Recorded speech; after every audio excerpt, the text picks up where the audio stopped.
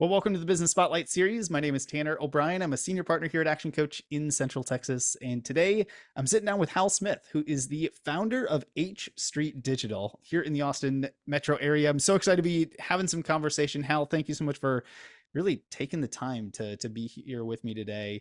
I'm excited to just kind of dive in, talk about your business, talk about business in general, entrepreneurship, all that fun stuff. So, Hal, why don't we just start with a little bit of background? Tell us what is H Street Digital. Let's start there, and then we can kind of peel it back into how to get started, kind of what's your journey. But first, tell us what is H Street Digital. Awesome. Yeah. Well, thanks for having me here as well. I appreciate the time that you're giving as well. H Street Digital is a performance advertising agency, and we specialize in helping direct-to-consumer brands scale what they do on digital advertising profitably. So specifically, what does that look like? We manage social advertising campaigns, so Facebook, TikTok, Snapchat, as well as Google Ads, so YouTube, Google Search, then kind of everything in the Google ecosystem. And really, what we're trying to do is hit the client's target KPI. So typically, that's a customer acquisition cost number. We're trying to make sure we hit that so it's profitable for the client, and then scale up ad spend as much as we can. So we're profitably increasing revenue, and that's our kind of a specialty. And I would say within that too, we specialize in taking companies over 100K per month ad spend, and then up to $1 million plus ad spend per month. Very cool. I love that. So how did this thing get started? How did you choose to found it? Is this, a direction you always were planning to do? Did you just kind of fall into the industry? Like what led this path to starting the company? Yeah, so I guess quick story going to the very beginning. In college I was a history major, and the question I always got was, are you going to be a lawyer or a teacher? Because that's what everyone kind of assumes you do with a history major. I wanted to work in politics, so I went up to DC and I wanted to work on the Hill. Ended up finding a job for a committee that was on the Hill, and then within that, found an opportunity to work within what was called at the time new media. And so, I specifically worked in digital advertising. That's at a time where Facebook and Twitter were relatively new. Through that, I landed on a presidential campaign working in the digital advertising team. It was the most experience you could get in the shortest amount of time. It also required a massive amount of hours. I was working pretty much 16, 18-hour days for about 7 months. And coming out of that experience, I basically had the best experience you could get. It was basically grad school for digital marketing in general. I worked with some of the smartest people in the space. I was working on the biggest type of campaign you could work on in terms of digital advertising. And so after that, I had a lot of opportunities within the political space. And so for the next couple of years, I worked at agencies that basically served senatorial campaigns, congressional campaigns, gubernatorial campaigns. And I was focused primarily on grassroots fundraising. And so that's basically raising money online through digital ads and email. And then I also did a lot of what's called persuasion and awareness campaigns. And so that's just, these kind of bigger type political advertising ad spends that you think about. And from that experience, I actually had an opportunity to come and work for a startup agency. And I took all the kind of knowledge I had from the political space, and then it was applied to bigger corporate clients. And it was kind of the same level in terms of ad spend, and then just the scrutiny, attention to detail, and complexity. I did that for a couple of years.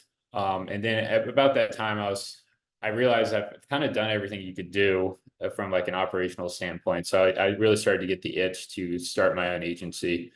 And so ironically too, the name of the agency, H Street, is actually named after a street I was living on in DC, and not after my name, which a lot of people assume because my initials are HDS, it's H Street Digital. So I actually went off and I started the agency in 2020.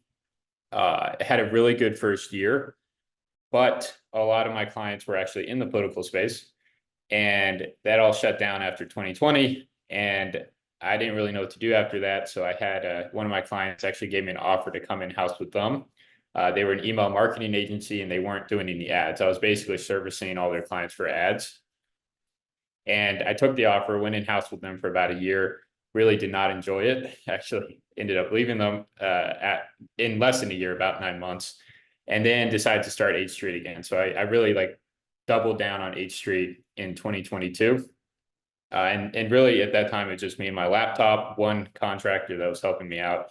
And then from 2022 until now, it's scaled up to 18 people. And we're in a pretty good spot now in terms of size, revenue, the clients that we have.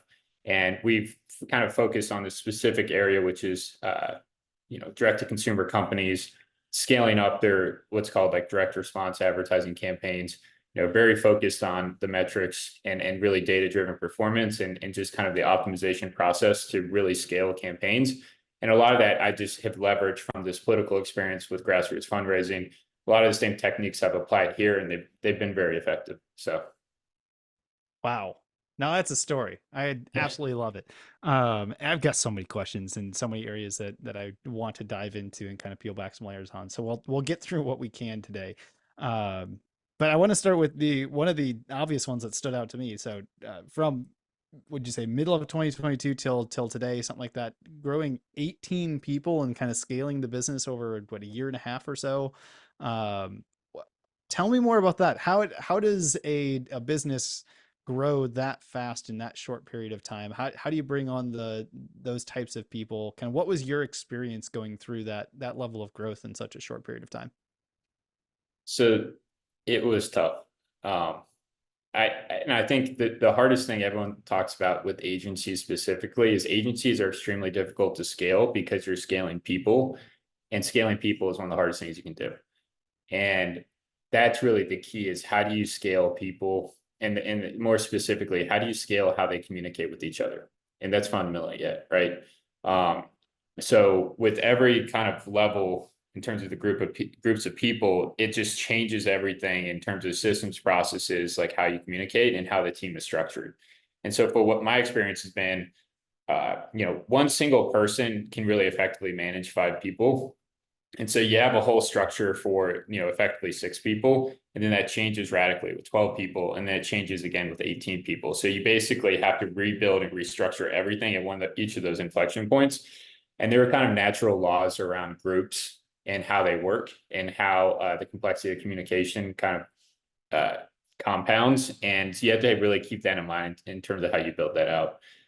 In terms of hiring people, the biggest hack I actually found was recently, and recently being like 6 months ago, but I read the book Who by this guy. I think he's Jeff Smart, I believe. The concept is like the top grading interview. Mhm.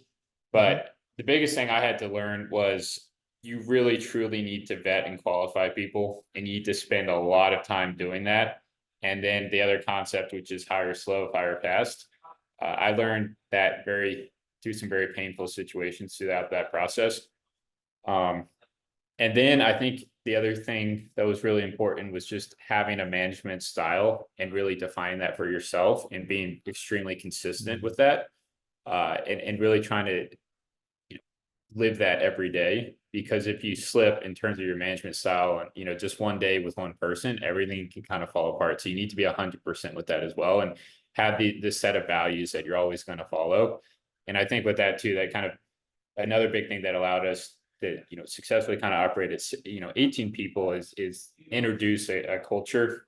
And so we have set a vision, set of values, in a mission, and having that was extremely important too, because then you have consistency in terms of who we are and where we're going. And that was really important to scale to more people than, I think it's really important to bring in after you get over 12 people. So Very cool. I love that. It's such a good insight, especially for those that are considering that level of growth, or I don't know, hoping they get that type of growth at some point in the future. But maybe talk a little bit about kind of how, what's your role in the business today, and how has that shifted as you've brought on all these team members over time? I imagine your role has to have shifted pretty dramatically in that time period.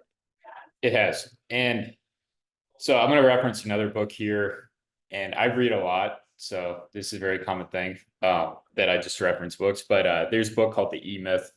And the interesting thing about that is this kind of paradox where they talk about, I forget the actual term. It's like the operator, but starting out, I I can confidently say I'm very good at digital advertising and specifically what I do within it. And so obviously starting out, it was just me doing all the work. And the success that I had early on was just me going out, finding clients, doing exceptional work for them and doing everything for them and spending a ton of time just on the delivery of the service. And I did that for really the first 6 to 8 months. And then I brought in a couple contractors to support in different roles that I could train somebody on and then hand it off. And it wasn't, I would say I kind of looked at it in the inverse way where it's, if I delegated this out, what's the negative impact of someone making a mistake here? And how is that kind of limited by the capacity of that work? That makes sense. So it's like low risk things I would delegate that I knew I could truly train someone on pretty quickly. And I would slowly hand over those kind of delivery pieces to them. So for example, reporting was one of the first things I delegated because reporting doesn't have immediate impact on the performance of campaigns, right? It's you look at it after and you can train someone on it. It is like you can write out a checklist or process for how to set up a report, how to check it, how to refresh the data, all that good stuff. But then, so it kind of came this process where I brought in these contractors and they were part-time and they worked in very specific roles of things that were just not that big of an impact in terms of what I did. And then the next stage was bringing in full-time operators that owned a specific area. So like a person specifically for Facebook ads that then managed those part-time contractors. And so I built out that team of kind of the full-time, operational specialists. And then now, most recently, I've now brought in kind of the top layer where it's like a team lead for each area. So we're fundamentally a creative team, a reporting team, a CRO team, and then an ad operations team. And so now I have kind of a lead in each area that's then managing those teams. And that's where I'm at today. And so with that, been able to delegate most of the delivery work, I think 90%. And then I work primarily on sales today. And I also hired a director of operations, and she kind of manages the whole system and how it works today, as well as a lot of the client management. So That's awesome. What a bunch of wonderful nuggets in there. So if you're watching this later on, like pause it, go back, rewind, listen to all of that again. I like took down some notes and all that kind of stuff. It's fantastic. Um, so let's take a little bit of time just talk about the what the business does a little bit more and who y'all serve. I know we touched on it briefly in the introduction, but I want to go just a little bit deeper on it. So for those in the audience, like the easiest way I like to frame this up to just like clarify it as much as humanly possible. If I'm in the audience and like how would I know that I'm a good fit for your services, or I might know somebody who's a good fit that I should be referring over to y'all? yeah, so there are a couple ways I like to explain this. So one, I just like to explain a context situation. So the number one thing we've gotten our clients from is someone has an agency they're working with today. That agency is a full service agency. So they're doing web design, they're doing email, they're doing ads, they're kind of doing a little bit of everything, but they're not, it's a jack of all trades, master of none situation. And their ads are suffering and they want ads to perform better, except they just don't have true specialists to come in there and figure it out for them. And that's where we come in and we just specialize specifically in that category for scaling customer acquisition. So that's one. The other situation is they have people potentially in-house that are managing everything, but it's typically one or two people that are doing everything as it relates to digital marketing. And they may actually be really good at what they do, but they're spread so thin and their bandwidth is so tight, they really can't focus on this. And that's where we come in and kind of help out with that as well. And then specifically for the types of companies, we're actually focusing more on niching down based on success we've had last year with outdoor brands. And so we have two fishing companies that we've actually been able to scale up really well. One's a fishing app, one's a lure company. And I'm very personally kind of interested in this space because, it's a personal like passion of mine, just being outdoors. And then, I grew up, fishing, hunting, hiking, camping.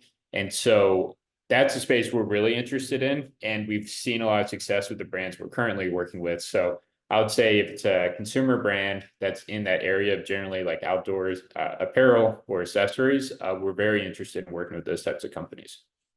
Very cool. So when you work with some of these companies, and I know you mentioned kind of that direct to consumer on a lot of what y'all do, um, I just because I love asking some questions around just like the process of marketing and how it all like connects together. What for direct to consumer, do you often find when you're like running ads and things like that, what does that call to action look like? Is it straight to making a purchase at that point? Do they need an extra step in there? What has been useful in that direct to consumer space that you've seen? And then if you have any kind of additional experience on what that looks like for, business to business or something that's a little bit more professional services that may have a longer sales cycle. Can you speak to kind of what you've seen from a call to action standpoint, taking people from ads to next step? Yeah, so the main reason why we're focused in this area is because we want that immediate action. We want that immediate sale. And that's what we're primarily focused on, is just driving the immediate sale. There's a couple of things that we look for within that in terms of prospective clients. And one of the things is the cost of the product, like the average order value is typically around $100. Hmm. We found that's a good, the other way of kind of describing this, it's like an impulse buy from a from an Instagram ad. So we all experience this where we see just an Instagram ad of something that we find really interesting. We click on it and make a purchase that, within the hour. That's the type of companies we're very interested in. And there's a couple of reasons for that. One, with that low of a price point, and that's like relatively low considering the amount of different things you could be advertising for. But typically your acquisition cost is much lower. So ideally we want like 3-to-1 AOV to acquisition cost. So we want to have an acquisition cost around, let's say, $30 for that $100 product. When it's that low of a cost, you can actually get a significant amount of data back to understand which combinations of ads or audiences or just like creative concepts are actually driving sales. And you can double down spend on that and really kind of scale up from there because you're getting so much data back in terms of purchases very quickly. And the other thing that we're looking at is how quickly you can kind of understand the product and the value for yourself. And if you can explain it within 6 seconds on a TikTok or ad or an Instagram ad, we want to work with them because, people will buy that after looking at an ad for 6 seconds. And a lot of our strategy is about driving that action very quickly, right? Within, basically 15 seconds, someone will try to make a purchase, right? And in terms of call to actions, like we have two frameworks of looking at this. So one is how we structure most ads, and then two is the typical, I call them like persuasion mechanisms. And so let's say videos, for example, we split videos into four components. We have a opening hook, we have an agitation section, we have a benefit section, and then we have a call to action, right? And so a lot of what we do is basically take all those concepts, build iterations for each of those four components, and then just test the permutations of those combinations to figure out like what is kind of the magic formula that makes the fastest like purchase decision. And then within that too, in terms of call to actions, like we typically look at a couple different things. But one is we're trying to insert some type of authority or social proof, right? Be like this doctor, 99% of doctors recommend something like that. Or, we have a bunch of testimonials up on the ad being like, hey, here are all these happy customers. And then we really try to identify from a lot of customer research, what are the biggest pain points for that prospective customer? And then this sounds bad, but I'm an advertiser. We really try to push those pain buttons as hard as we can within that ad, and then quickly come up with the benefits that speak specifically to that pain. And then also show the customer how quickly they can solve that pain with the product. And so typically a call to action is a combination of those things. And generally we found that works well. But I'll say the most important thing here is we don't necessarily have the silver bullet right at the start. It takes a lot of research and it takes a ton of testing. But typically we do find combinations that work really well, and we can take an ad account. I mean, we've done this multiple times now where they're spending about $10,000 a month. Now we have a client that's spending, it's going to be $1.5 million this month. And we scaled it all the way up there just because of this process. That's fantastic. I absolutely love it. And for those that aren't, heavily into doing paid ads and all that kind of stuff, that testing is so important, and Yeah. going through the different variations of it. And it takes a lot of work. So having a team like yours that can do it way better than trying to figure out how to do all that yourself, especially if you are the owner of the business. Um, oh, that's But awesome. just on that too, the irony is typically the ads that do best are not the ads you think are going to do well. And so we have the humility to understand, like, let's just build a framework to cover enough ground to figure out that one ad. Because, you know, me personally, I kind of looked at what the creative team has put together and been like, oh, this is it. This is the ad. We run it. That ad does terrible. And this other random ad does really well. And it's like, all right, well, that's where we're going to go. But it's kind of frustrating. So, I love it when that happens. You know, the market will ultimately tell us what actually is good and what isn't. right. Um,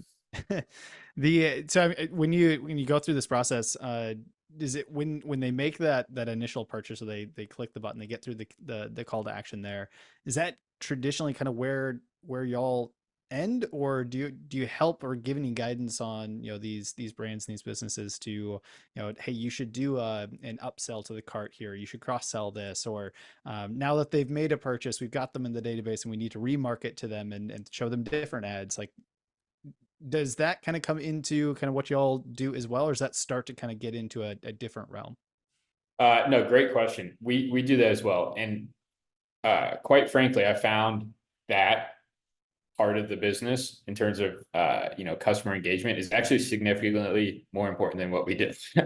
So, I mean, generally we bring people in the door, we try to get them to, you know, make a purchase as quickly as possible, but how uh the client optimizes that purchase event in terms of, like, you know, doing upsells, doing cross sells, having promotions, and how they engage with that customer over a longer period of time, and, you know, in terms of trying to increase LTV, that's actually radically more important than what we're trying to do. Like, it's actually, it sounds kind of bad, and I'm discrediting, I guess, us a little bit, but it's relatively easy to get somebody in the door and to kind of make that first purchase. It's actually really hard to keep the customer and then have them be loyal and have them kind of hit the LTV goal that you need in order for that to be like a profitable engagement with that customer. And we do consult on that a lot. A lot of it is actually just taking their customer data and kind of sifting through it and understanding different components about how that customer has interacted with them. For example,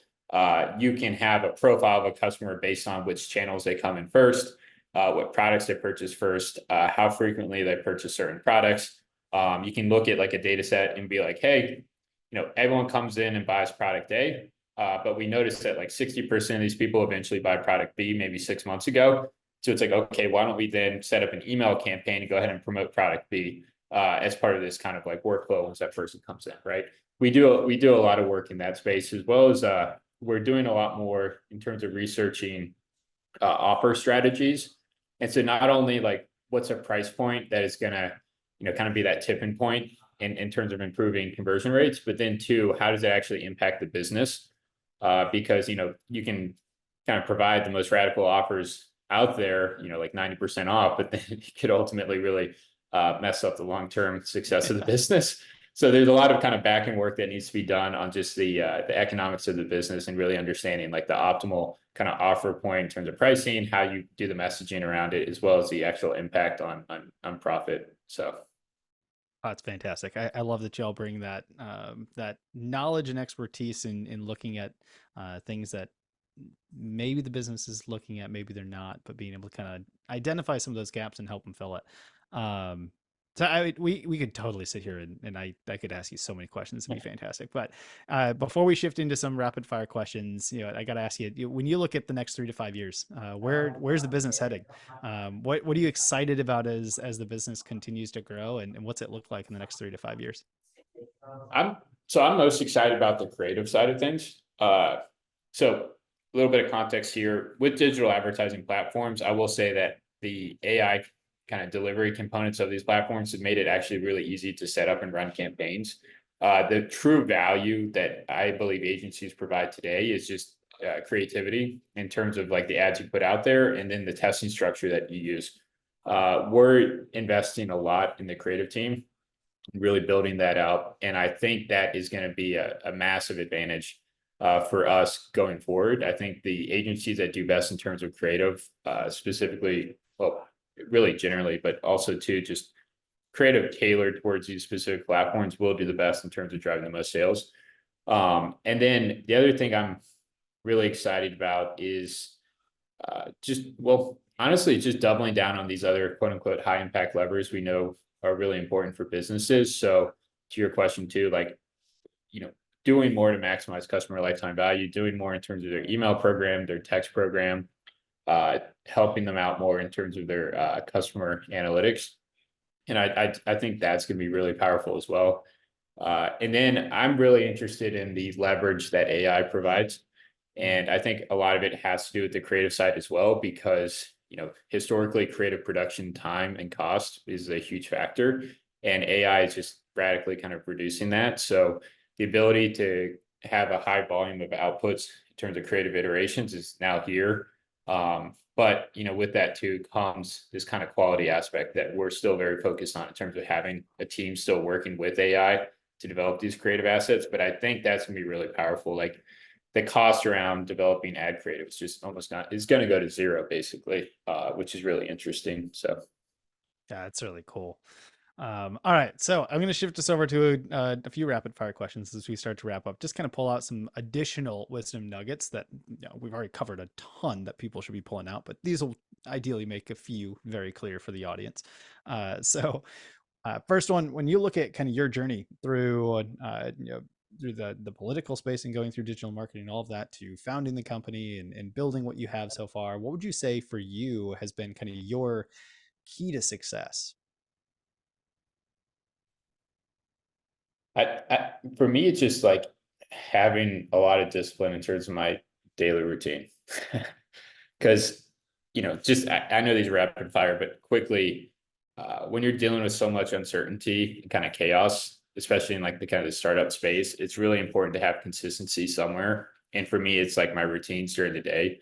And I can kind of rely on that consistency to then deal with a lot of uncertainty and chaos. I like that. I like that a lot. How about advice? If you could give just one piece of advice for their entrepreneurs and business owners out there, what piece of advice would you leave them? So I talk to a lot of guys. I'm actually kind of recruiting them, but they've kind of been in my shoes where they've worked at an agency, they went off to start their own, and now they're really struggling. And I think the most important, there are kind of few things. One is time is the most important thing that think people don't realize. Like you just have to have the ability to ignore like these kind of short-term failures and just keep going. And over time, things will eventually work out. But I think a lot of people give up too soon. And then the second thing is if you're starting out, you just have to be radically better than everyone else. And you have to give a ton more than you think. And like if you're not giving a lot, if you're not over delivering, if you're not trying as hard as you can and spending the hours to break through, like you're not going to break through. And I think those two things are really important. Ooh, that is good advice. You've already mentioned two, but you want to throw a third one in there in terms of book recommendations. Yeah, well, God, there's so many. Um, I think what's one that really stands out to me? Well, for other people out there, other entrepreneurs, like this is a really short book and it's an easy read, but it really changed my mind. It's called Who Not How. Hmm. Um, and for me, it was really important because I just thought I had to do everything. And then over time you realize you just need to find someone that's better at this than you and then have them do it. It will allow you to scale and grow. So I love it. All right, final rapid fire question. This one's just kind of fun. But if you could take a little bit of magic dust and sprinkle it all over just one area in your business, you only get to choose one. Sprinkle a little bit of magic dust over that one area. You wake up tomorrow, it's 10 times better than it is today. Where would you choose to put that magic dust? it would be in marketing. We're the classic like cobbler's children having no shoes type situation where we're a marketing advertising agency, but our marketing's really bad. So Oh, it's such a harsh truth in almost every industry, from coaches who aren't great at following our own advice, or the CPA that doesn't have his books in order, and it's just all over the place. I love that. Cool. Or for the audience that wants to connect with you, that wants to learn more about the business, follow you for more information, all that kind of stuff, where can we advise them to go for more information? yeah, so I think the website hstreetdigital.co, so it's .co, not .com, or follow me on LinkedIn or Twitter. And so LinkedIn is just Hal Smith. And if you search Hal Smith and H Street, you'll probably find me. And then on Twitter, I think it's at Hal4 ads. So Hal4 ads. And yeah, the best place. And if you want to reach out, just shoot me a message. I'm most responsive on LinkedIn DMs. So shoot me a message on a LinkedIn DM and I'll get back to you. Perfect. I'll make sure to put all that in the video description below. So for those that are watching, you make sure you go click the links, go check out Hal's profile, send him a direct message, say, hey, saw you on the business spotlight. Great conversation. Just wanted to connect, especially for those of you here in Central Texas. It's always good to just make additional connections here in the local market. So with that, I always like to end on kind of one final question. And that's simply, what is most inspiring to you today? Today specifically, I woke up this morning, I was walking my dog, I was listening to an Alex Hormozy podcast, and I've actually been listening to his podcast a lot recently, and his stuff is his content is pretty good. I've been pretty impressed by it. So I would say he's definitely his podcast is inspiring. I love it. 100% agree with it as well. I'm an avid listener. But Hal, thank you so much for taking the time. This has been an absolute pleasure. Like I said, I know we could probably sit here for another hour and I could just peel back additional layers for us to chat about. But I want to say thank you for taking the time today. Awesome. Well, thanks for having me.